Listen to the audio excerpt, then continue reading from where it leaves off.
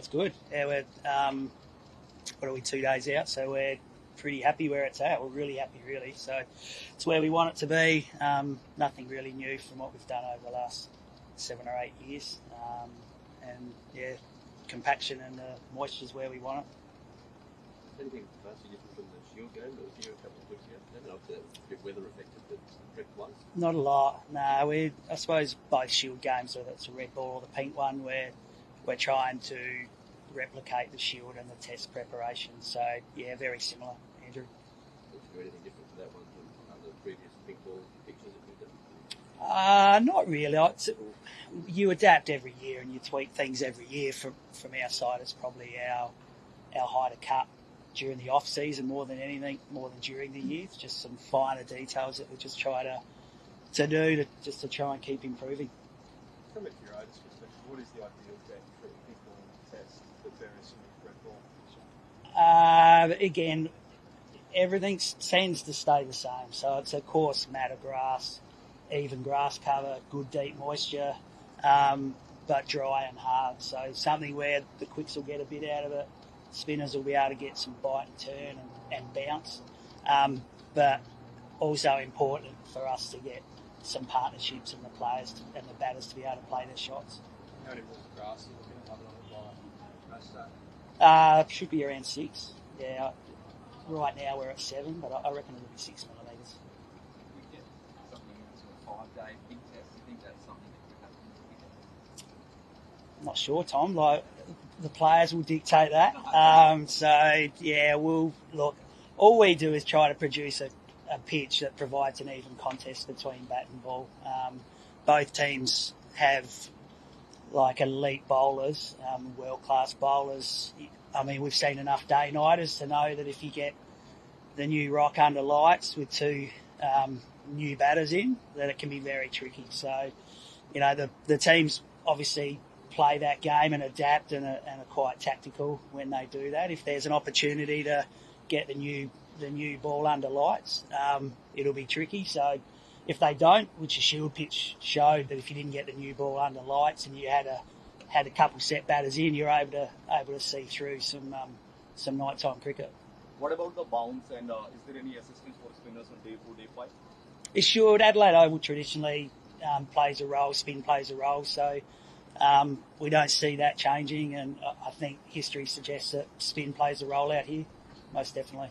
Damien, there have been quite a few players saying in the last while that the combination of Kookaburra ball changing a couple of years ago and then also feeling like there's a bit more grass on pitches around the country that it's gotten harder to top all the batters. Like, what's your view on, I suppose, how the change of ball has affected things? I don't get caught up on the change of ball. So when you talk players, you probably mean batters. Yes. So yeah, look, our job is to try and create an even contest between bat and ball. So our focus has always been on that.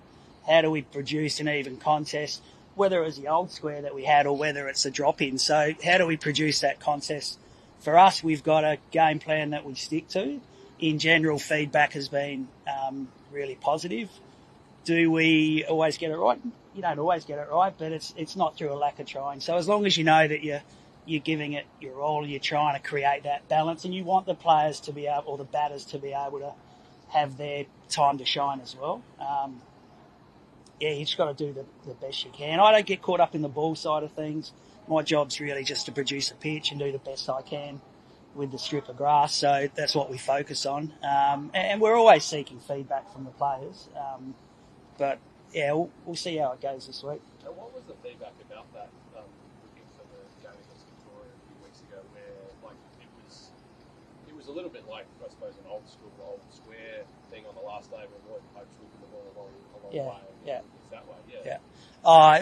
The feedback was unbelievable. It was like your best case test match going late on day 4, and the feedback, whether it was text messages or verbally, was outstanding. So if we could produce every pitch we ever produced in a longer format like that Victoria game, we'd be happy. So if we could do something close for the test match, we'd be extremely happy.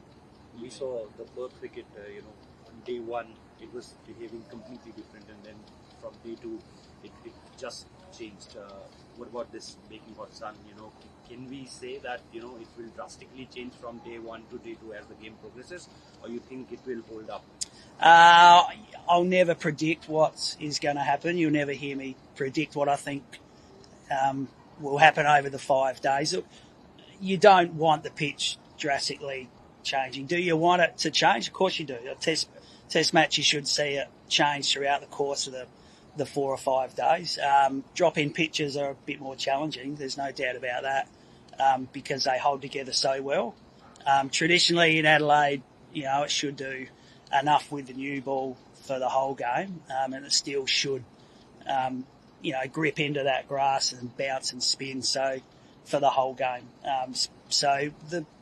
But as the ball gets older, hopefully the players or the batters can build partnerships and score some runs. So, I'm too far removed from what happened in Perth with our own Shield game going on that we were focusing on, so I won't comment on how it went over there. But there's so many things that come into it, isn't it? It could be the ball that you get, it could be the conditions, what was the weather like leading into it, all of that. From our side, we've got a couple warmer days coming up.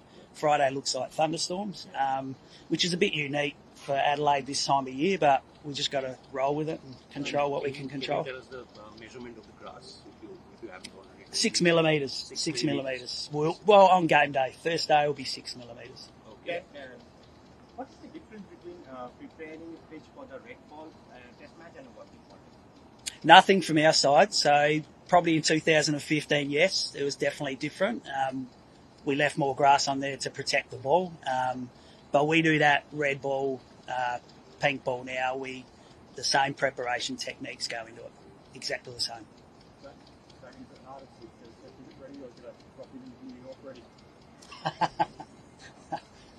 Good question. Both challenging, but we'll leave it at that. Very, very, very. New York was challenging, but it was a great opportunity for the team and myself to get over there. We learn a lot. Anything you do in such a short period of time definitely keeps you awake at night and keeps you thinking through steps to work through those challenges. But no bigger occasion than Australia and India in a test match. Back in the day, Adelaide was known for real battlefields and drills. And are you happy that you're going to err one way these days? You err on with tumbling, and that's like we saw last year. I'm not sure you want balance, but that way. You want perfection every time you prepare a pitch. So it's a good question. I was actually talking to Les about it last week. So a really good question. Do you want a 5-day and a draw out of it? Obviously not. But do you want a 2.5-day game? No, you don't. You've got to get that balance right. The fans come, they want to see cricket, whether it's here or at home. So we play a role. The players play the game at the end of the day, but we do play a role. I own that, and we'll just try to do the best we can. So wickets falling is exciting, but 10 wickets and 300 runs would be ideal, if I was honest with you. That produces exciting cricket and with runs and wickets falling. You mentioned weather app, tell me about Friday. Looks wet, Andrew. Yeah, so Friday looks like there could be thunderstorms. So, it seems, I'm not sure exactly on the timing of those storms coming through, but we're expecting the pull covers a bit on Friday, and then hopefully it clears out Saturday morning by the sounds of it, and then it should be good for the remainder of the test match. After many test matches finish inside 3 days, even in red ball cricket, how do you see that when there is the same is the case in pink ball, there is a much criticism? How do you look at that? Look, again, we just got to try and produce a pitch that's a good contest between bat and ball. It's not always. So when you guys played here last time under the pink ball, there's not too many times you have games where every ball that went past the bat snicked. You hit it.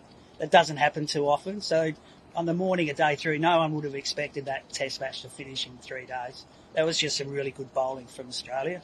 So, I don't get caught up on that because I don't think that the pitch played a part in that. I think it was just really good bowling. So, but our job is to get that balance right and try to get a really good, even contest. The players play the game. Sometimes the bowlers can have a good day out and the bowlers can bowl well. Same as the batters. The batters can have good days out. So as long as there's something in it for all aspects, whether it's batting, bowling, fast bowling, spin bowling, and every part of the game can come out and shine at some stage through the test match. That's all I worry about. I don't get caught up in how long a game's gone or, what's going on. I just want a good contest, and we're trying to produce a pitch that allow the players to shine. But do you think that this test match has a possibility of going into the fourth day, especially the way both teams played in Perth? I can't answer that because if Australia get the new ball at 8:30 at night and facing two new batters in at the crease, it's going to be hard for India to bat on. It's no different if Bumrah gets a new ball under lights at that time. It's going to be some entertaining cricket. So that it's going to do some stuff. So you're going to want to sit down and watch it. So it's great for the game. It adds a different dimension to Test cricket, that night session. You get a new ball under lights, and it's, the Shield game last week, Jai Richardson was getting it to hoop around all over the place. So you think, with the world-class bowlers on both teams, and you get the atmospheric conditions right, it could do anything under lights. So, and a lot of that's outside of the curator's role. So it's, a ball hooping around. It's got nothing to do with the pitch. So we sit there like everyone else, excited to watch. So, David, you're saying that the new ball under natural light will not do as much as the red new ball does? It seems to be, it just seems to be harder to bat under lights with a new ball. So again, I'm not a player. I'm just the curator. So I don't get too caught up in that. I'm not an expert in that side of things. All I know is history suggests it can be a bit more challenging under lights with that new ball. Jamie, what was the grass cover in that Shield game last time around? 6 millimetres. Cool. Yeah. So like I said, everything we do at Shield level is the same as Test level. We try to treat everything the same. So for the players coming through, they know that they're playing as close to a Test sort of pitch as they possibly can. And we just want consistency for all the teams that come here to Adelaide Oval.